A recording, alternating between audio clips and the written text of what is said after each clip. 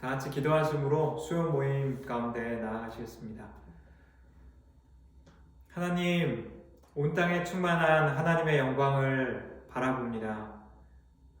당신의 영광을 이 땅 가운데 주셨기에 우리의 삶 가운데 하나님의 찬란한 영광을 보게 하셨기에 우리로 주님의 영광 안에 살아가게 하여 주시고 주님의 영광을 소망하며 살아가게 하여 주시옵소서. 이 시간 우리가 주님의 이름 높일 때에 우리의 찬양을 받아 주시옵소서. 주님, 우리의 삶을 통하여서 우리의 예배를 통하여서 찬양과 영광을 받기에 합당하신 주님의 이름을 높이기 원합니다. 예수님의 이름으로 기도합니다. 아멘.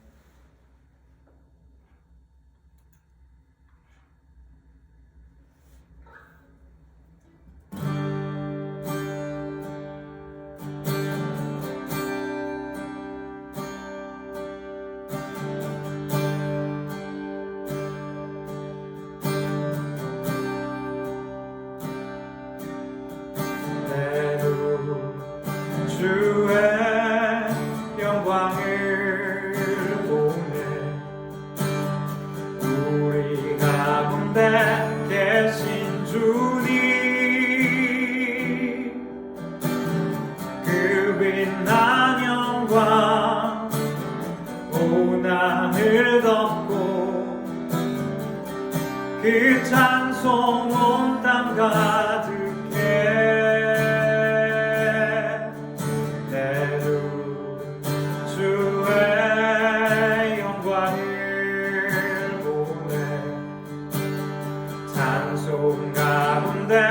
서신 주님,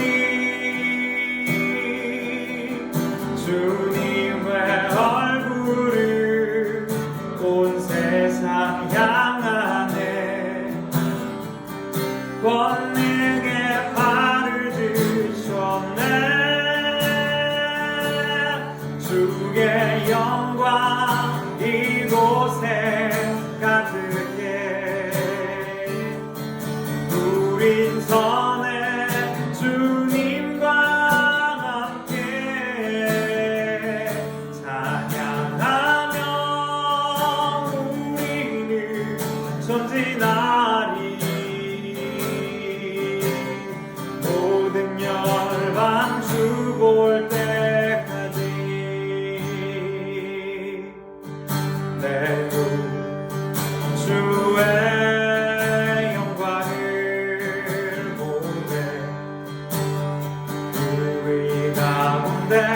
계신 주님, 그 빛난 영광 온 하늘 덮고 그 찬송 온 땅 가득해 내 주 주의 영광을 보내 찬송 가운데 서신 주님, 주님의 얼굴을 온 세상 향하네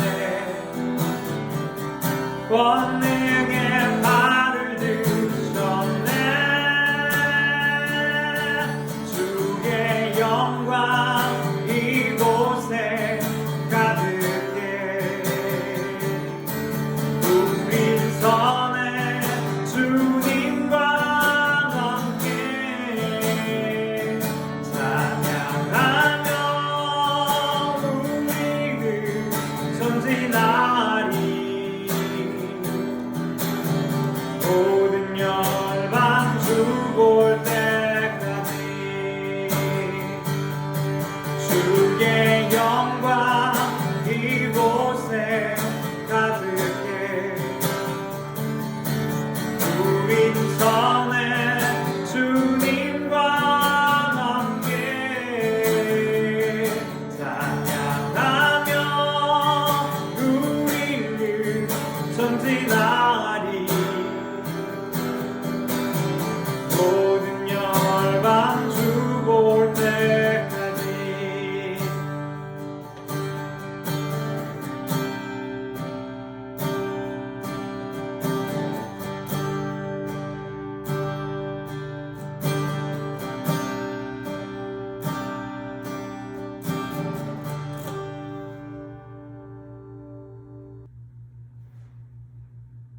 기도하시겠습니다.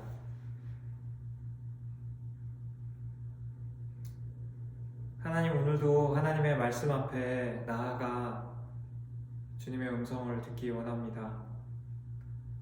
하나님, 주님의 음성을 우리에게 들려주시고 환난과 어려움의 때에도 우리의 삶을 도우시고 우리를 하나님의 나라로 인도하시고 그분의 통치와 다스림 가운데 우리의 삶을 반드시 이끄실 그 하나님을 의지하여서 말씀 가운데 나아갑니다.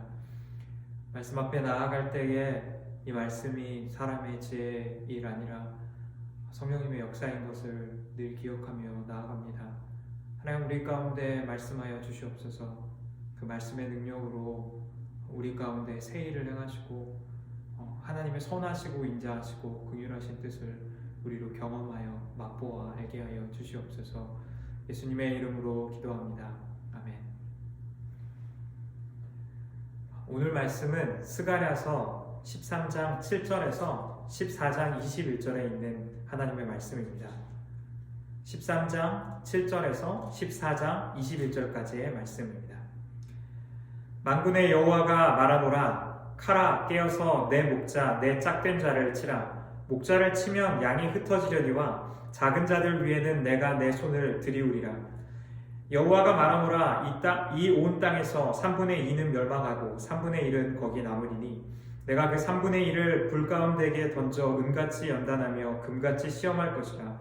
이들이 내 이름을 부르리니 내가 들을 것이며 나는 말하기를 이는 내 백성이라 할 것이요 그들은 말하기를 여호와는 내 하나님이시라 하리라. 여호와의 날이 이르리라. 그날에 내 재물이 약탈되어 내 가운데에서 나누이리라. 내가 이방 사람들을 모아 예루살렘과 싸우게 하리니 성읍이 함락되며 가옥이 약탈되며 부녀가 욕을 당하며 성읍 백성이 절반이나 사로잡혀 가려니와 남은 백성은 성읍에서 끊어지지 아니하리라. 그때 여호와께서 나가사 그 이방 나라들을 치시되 이왕의 전쟁 날에 싸운 것 같이 하시리라. 그날에 그의 발이 예루살렘 앞 곧 동쪽 감람산에 서실 것이요 감람산은 그 한가운데가 동서로 갈라져 매우 큰 골짜기가 되어서 산 절반은 북으로 절반은 남으로 옮기고 그 산골짜기는 아셀까지 이를지라. 너희가 그 산골짜기로 도망하되 유다와 우시야 댁의 지진을 피하여 도망한 것 같이 하리라. 나의 하나님 여호와께서 임하실 것이요 모든 거룩한 자들이 주와 함께하리라. 그날에는 빛이 없겠고 광명한 것들이 떠날 것이라. 여호와께서 하시는 한 날이 있으리니 낮도 아니요 밤도 아니라 어두워 갈 때에 빛이 있으리로다. 그날의 생수가 예루살렘에서 솟아나서 절반은 동해로 절반은 서해로 흐를 것이라. 여름에도 겨울에도 그러하리라. 여호와께서 천하의 왕이 되시리니 그날에는 여호와께서 홀로 한 분이실 것이요 그의 이름이 홀로 하나이실 것이라. 온 땅이 아라바같이 되되 게바에서 예루살렘 남쪽 림몬까지 이를 것이며 예루살렘이 높이 들려 그 본처에 있으리니 베냐민 문에서부터 첫 문자리와 섬 모퉁이 문까지 또 하나넬 망대에서부터 왕의 포도주 짜는 곳까지라. 사람이 그 가운데에 살며 다시는 저주가 있지 아니하리니 예루살렘이 평안히 서리로다. 예루살렘을 친 모든 백성에게 여호와께서 내리실 재앙은 이러하니 곧 섰을 때에 그들의 살이 썩으며 그들의 눈동자가 눈구멍 속에서 썩으며 그들의 혀가 입속에서 썩을 것이요 그날에 여호와께서 그들을 크게 요란하게 하시리니 피차 손으로 붙잡으며 피차 손을 들어 칠 것이며 유다도 예루살렘에서 싸우리니 이때에 사방에 있는 이방 나라들의 보화 곧 금, 은과 의복이 심히 많이 모여질 것이요 또 말과 노새와 낙타와 나귀와 그 진에 있는 모든 가축에게 미칠 재앙도 그 재앙과 같으리라. 예루살렘을 치러 왔던 이방 나라들 중에 남은 자가 해마다 올라와서 그 왕 만군의 여호와께 경배하며 초막절을 지킬 것이라. 땅에 있는 족속들 중에 그 왕 만군의 여호와께 경배하러 예루살렘에 올라오지 아니하는 자들에게는 비를 내리지 아니하실 것인즉 만일 애굽 족속이 올라오지 아니할 때에는 비 내림이 있지 아니하리니 여호와께서 초막절을 지키러 올라오지 아니하는 이방 나라들의 사람을 치시는 재앙을 그에게 내리실 것이라. 애굽 사람이나 이방 나라 사람이나 초막절을 지키러 올라오지 아니하는 자가 받을 벌이 그러하니라. 그날에는 말 방울에까지 여호와께 성결이라 기록될 것이라. 여호와의 전에 있는 모든 수치 제단 앞 주발과 다름이 없을 것이니 예루살렘과 유다의 모든 솥이 만군의 여호와의 성물이 될 것인즉 제사 드리는 자가 와서 이 솥을 가져다가 그것으로 고기를 삼으리라. 그날에는 만군의 여호와의 전에 가나안 사람이 다시 있지 아니하리라. 아멘.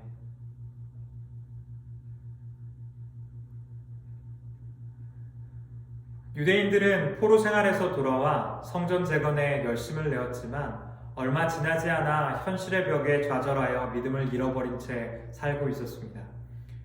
이러한 유대민족 가운데 하나님께서는 회복을 말씀하십니다. 스가랴 12장과 13장 전반부의 말씀에서 하나님께서는 그분이 말씀하시는 그 날에 예루살렘의 회복뿐 아니라 그 구성원들인 하나님의 백성들이 회복될 것을 말씀하십니다. 그날에 하나님의 백성들은 마음으로부터 애통하며 회개하고 하나님을 경외할 것입니다. 이 하나님의 날은 기다림을 전제로 하고 있습니다. 그날에 대한 기다림은 우리로 때와 방법에 대한 통제를 내려놓고 하나님을 의탁하게 합니다. 그날은 아직 우리에게 다가오지 않았고 온전히 하나님께서 하나님의 때에 하나님의 방법으로 이루실 것이기 때문입니다. 이 기다림 가운데 하나님의 백성들은 온 땅의 주인이시며 신실하시고 긍휼이 풍부하신 하나님을 바라보며 신뢰합니다. 오늘 본문의 말씀의 해석이 어려운 것은 12장에서 예루살렘이 더 이상 침략하지 않을 것을 말씀하셨는데 13장 7에서 9절과 14장에는 하나님의 백성이 다시 어려움을 겪고 예루살렘이 공격받는 모습을 보여주고 있다는 데에 있습니다. 이에 대해서 스가랴의 장르에 대해서 생각해 볼 필요가 있습니다.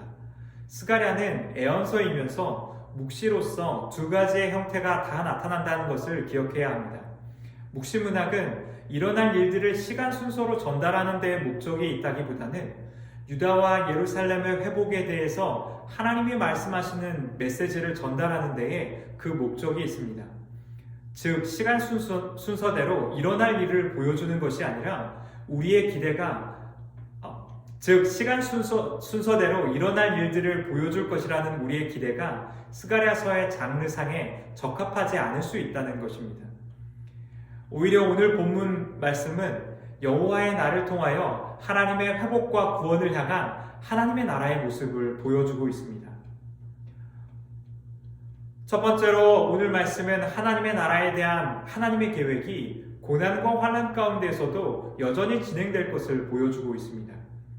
12장에서 더 이상 침략당하지 않는 예루살렘의 회복을 말했다면 13장 후반과 14장에서 그날에 닥칠 신앙 공동체가 겪게 될 환난을 보여주고 있습니다.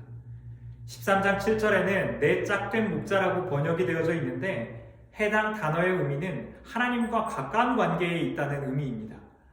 하나님과 가까운 관계의 목자, 즉 이스라엘의 참된 인도자였던 그가 칼로 침을 당하여 양들이 흩어지는 일이 일어납니다. 그 중에 3분의 2는 멸망하고 하나님께서는 남은 3분의 1은 연단하여 9절 말씀과 같이 그들이 하나님의 백성이 되며 여호와는 그들의 하나님이 됩니다. 살아남은 자들을 연단하여 그들이 하나님의 백성으로 만들어져 가는 모습을 오늘 본문 말씀은 보여주고 있습니다. 14장에서는 이방의 공격으로 예루살렘이 피해와 어려움을 당하지만 하나님께서는 여전히 남은 자를 지키시고 그들을 대신하여 싸우시는 것을 보여줍니다. 그리고 남은 백성들은 여전히 끊어지지 않고 하나님께서 그들과 함께 하십니다. 하나님의 회복의 비전은 고난과 어려움이 없는 상황이 보장된 것이 아니라 어려운 상황 속에서도 여전히 이루어질 것이라는 약속의 말씀을 담고 있는 것입니다. 때로 우리는 하나님의 회복에 대하여서 아무 갈등도, 싸움도, 환난도, 어려움도 없는 상황을 그리기도 합니다. 그리고 만약 어려움이 우리의 삶 가운데 닥쳤다면 그것은 어쩌면 우리가 믿음의 길을 걷지 않았기 때문에 하나님께서 주시는 형벌이라고 생각하기도 합니다. 하나님께서는 12장의 말씀에서 말하고 있는 것처럼 예루살렘의 안전함 같은 우리의 삶 가운데에 고통도 슬픔도 눈물도 없는 삶을 반드시 이루실 것입니다. 그러나 이 땅에서 성도의 삶에 닥치는 어려움과 환난, 때로는 비참하고 참혹할 만큼의 비극이 우리의 삶에 일어나는 것이 결코 이상한 일이 아니라는 사실을 오늘 본문 말씀은 보여주고 있습니다. 이와 더불어 오늘 말씀은 하나님께서는 그 환난 가운데서도 하나님의 백성을 여전히 보호하시고 그들을 하나님의 백성으로 빚어가는 일을 멈추지 않는다는 사실을 가르치고 있습니다. 믿음은 하나님이 우리와 함께 하시기에 우리의 삶에 고난이 닥쳐오는 것을 확신하는 것이 아니라, 믿음은 하나님께서 우리와 함께 하시기에 우리의 삶에 결코 고난이 닥쳐오지 않을 것이다라는 것을 확신하는 것이 아니라, 하나님에 대한 믿음과 신뢰 때문에 고난과 어려움에도 포기할 수 없이 하나님의 나라를 살아가는 것을 의미합니다. 얼마 전 한 치킨집 점주의 이야기가 사람들에게 널리 알려졌습니다. 코로나로 인하여 장사가 너무 안 되던 어느 날이었습니다. 그는 골목에서 한 형제의 모습을 우연히 보았는데 고등학생쯤 되어 보이는 형이 울고 불며 치킨을 먹고 싶어하는 철부지 동생과 함께 있는 모습이었습니다. 형은 한 손에서 5,000원을 들고 있었고 이를 안 담은 채 가게를 찾아와 치킨을 5,000원어치만 먹을 수 있냐고 물었습니다. 그의 가게의 매출은 반토막이 난 상황이었습니다. 월세는 당연히 못 냈고 식자재 비용도 밀려서 물건 발주조차 못하는 상황이었습니다. 그러나 그는 메뉴판을 주지 않고 그 가게에서 가장 맛있는 메뉴로 그 형제를 대접했습니다.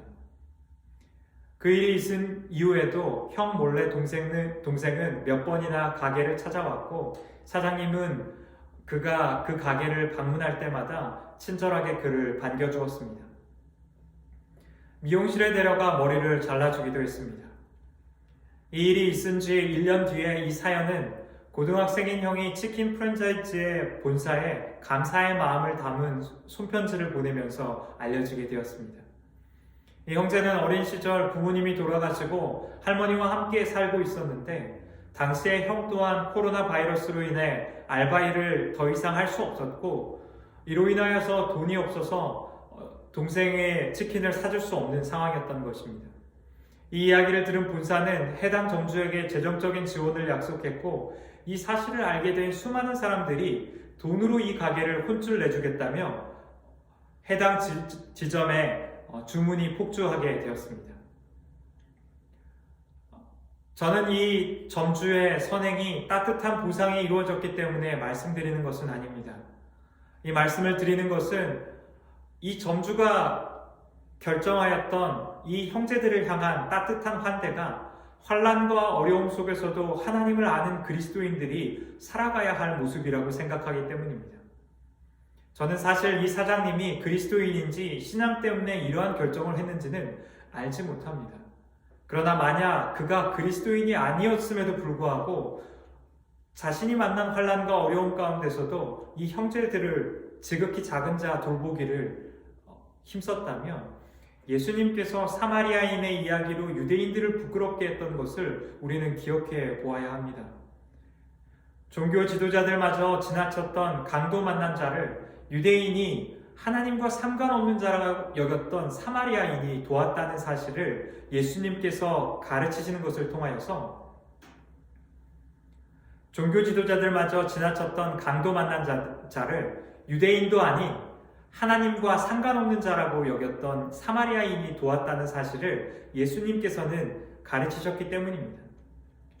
하나님과 가장 가까이 있는 것처럼 말하고 행동하는 우리가 사실 하나님의 말씀과는 상관없는 삶을 살고 있는 것은 아닌지 우리는 점검해야 합니다. 코로나로 인하여 여러 사업체들이 큰 어려움을 당하고 있다는 소식을 듣습니다. 하나님께서 우리를 긍휼히 여기셔서 그 사업체마다 도우시고 경제적인 어려움이 조속히 회복되기를 간절히 기도하고 원합니다. 그러나 아직 하나님이 그 사업체를 회복하지 않았다는 것이 우리가 그리스도인으로서 정체성을 잃으며 살아가는 이유가 될 수 없다는 것을 또한 우리는 기억해야 합니다. 우리는 환난 날에 우리를 도우시는 하나님, 그리고 남겨진 그의 백성을 단련된 금과 같이 만드시는 하나님을 만나서 알아야 합니다. 우리가 손해를 겪지 않고 누군가를 도울 수 있는 상황은 거의 존재하지 않습니다.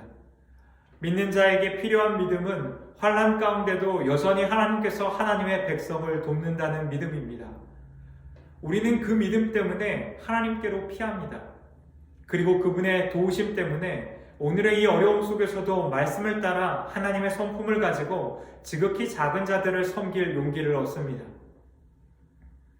이 말씀 때문에 교회에서 왜 그 일을 하지 않느냐 비판하지 않으셨으면 좋겠습니다.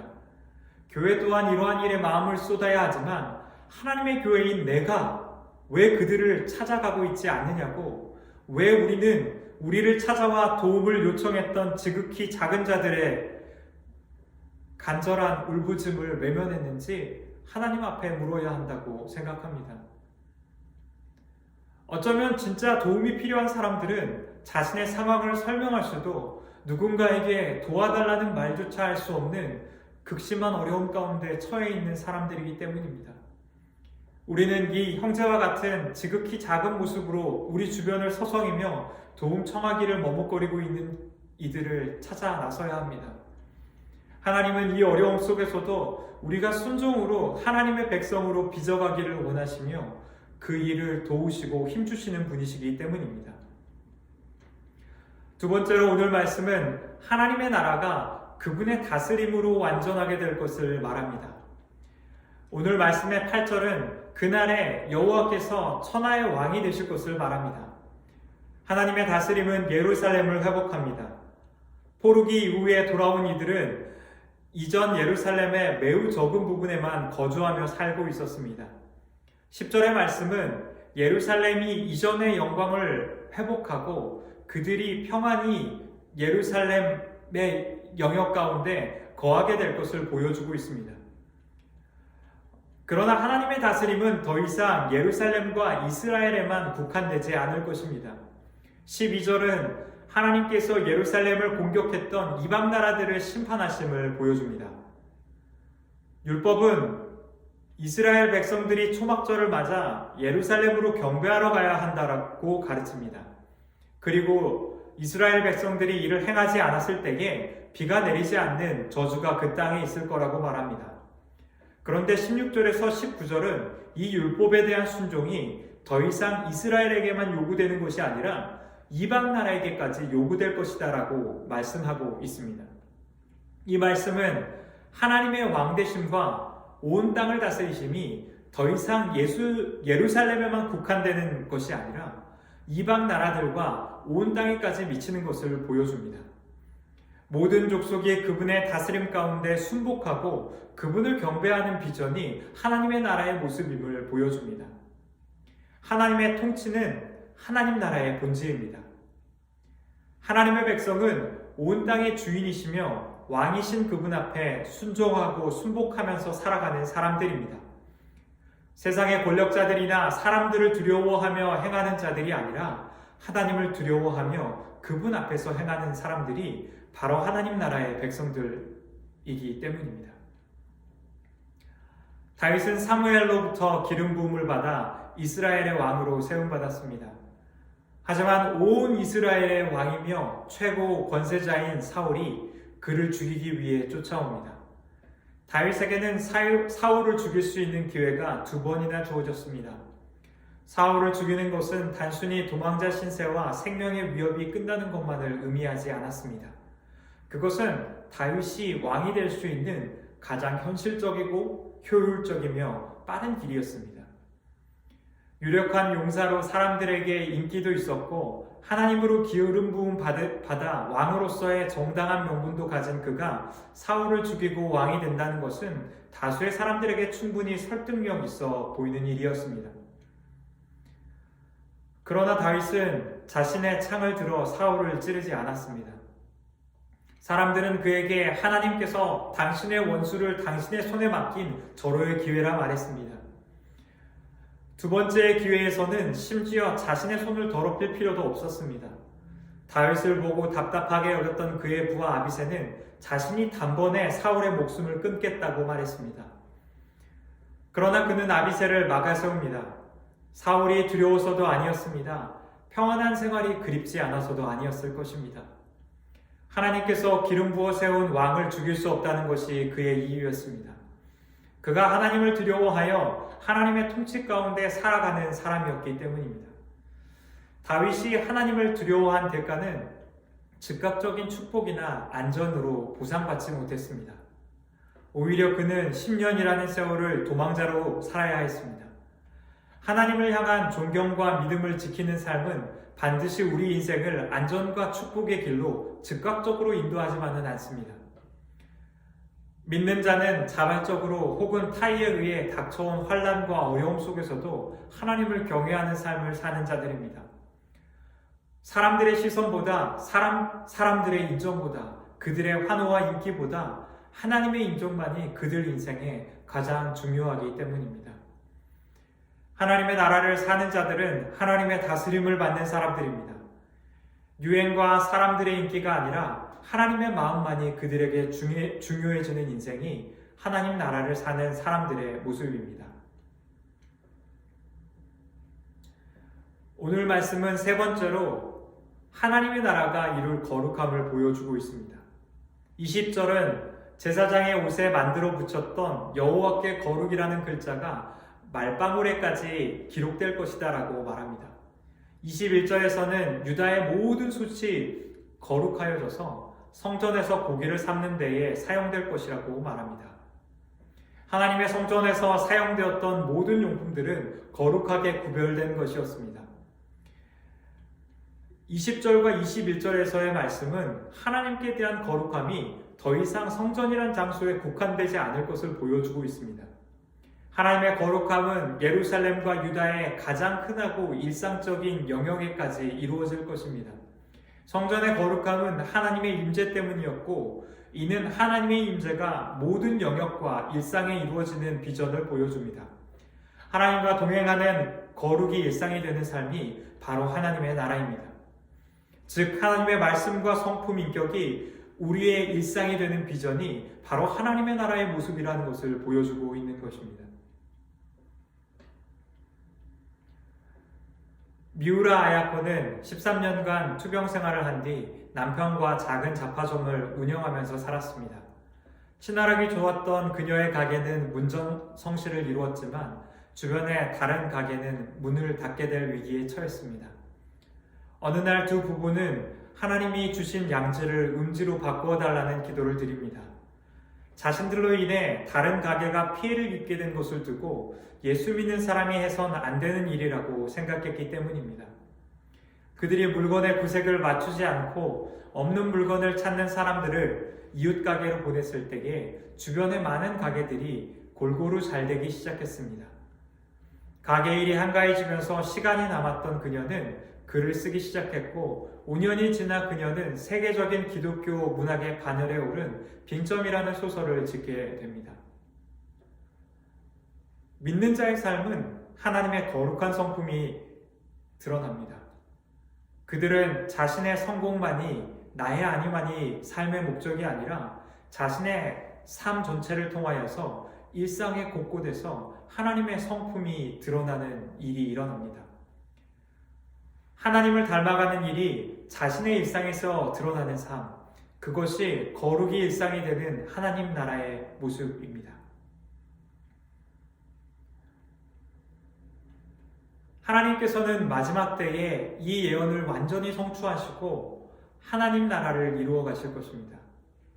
그러나 스가랴서에 예언된 하나님의 나라는 더 이상 우리에게 미래에 다가오는 날만을 의미하지 않습니다.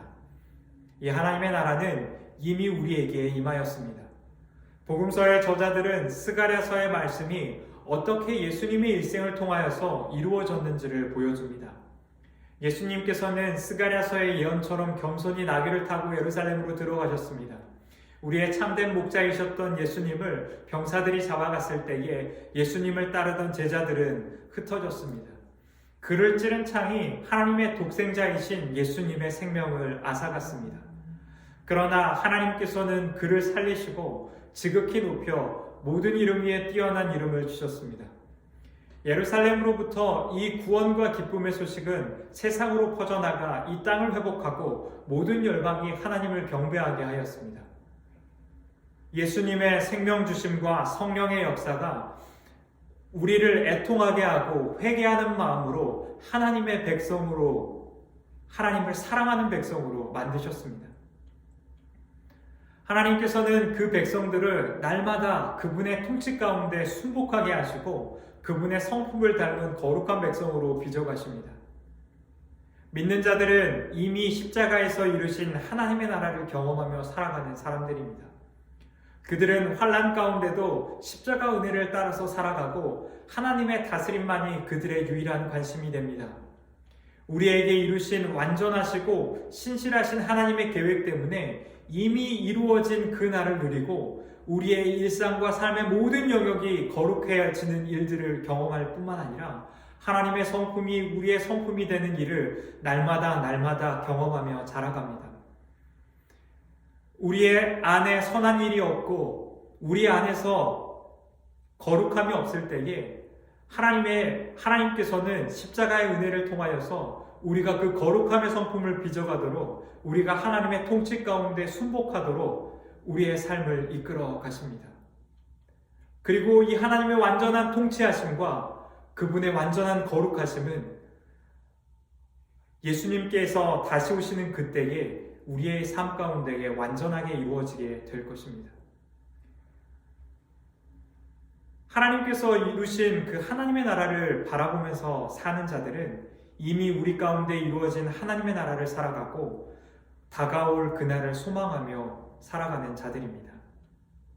이 하나님의 나라를 매일의 삶 가운데 누리고 다가올 그 나라를 소망하는 놀라운 은혜가 한인장로교회 성도님들 가운데 충만히 있기를 주님의 이름으로 축원합니다.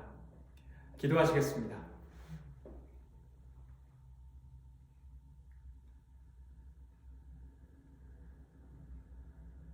하나님, 우리는 코로나 바이러스로 인하여서 한 번도 상상해 보지 않는 일상을 살아가고 있습니다.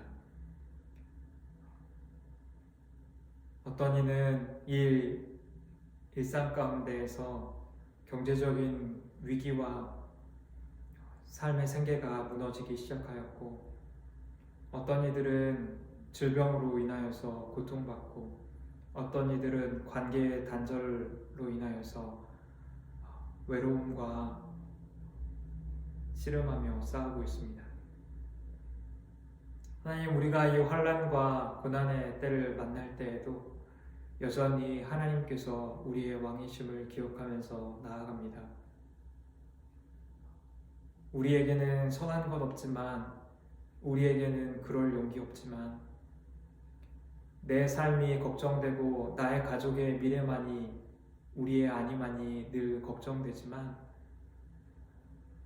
우리의 움켜쥔 두 손을 펴서 지극히 작은 자들과 어려움에 처한 자들을 향하여서 우리의 시선과 손을 열게 하여 주시옵소서.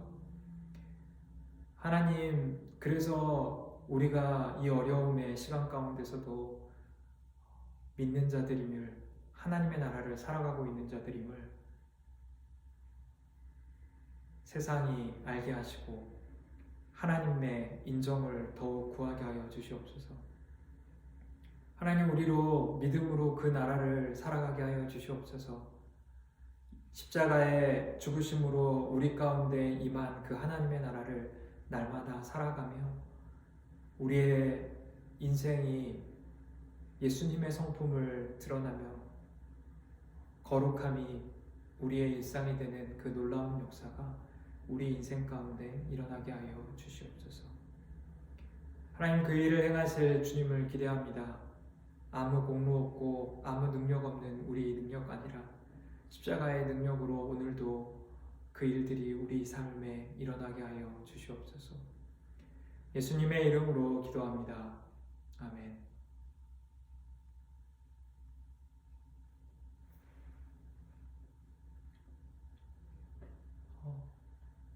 이후에는 교회 공동 제목을 위하여서 기도해 주시고 개인 기도를 이어서 하시기 바랍니다.